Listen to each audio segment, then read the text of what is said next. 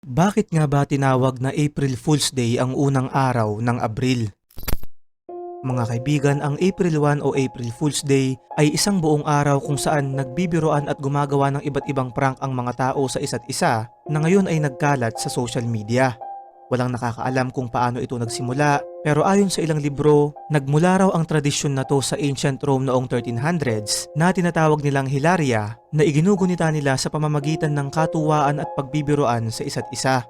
Ayon naman sa ilan, ang totoong dahilan daw kung bakit ito tinawag na April Fools ay dahil ang buwan ng Abril ang tama at totoong buwan upang gunitain natin ang bagong taon dahil ito raw yung panahon sa buong taon kung saan magsisimulang tumubo ng panibago ang mga halaman at pananim.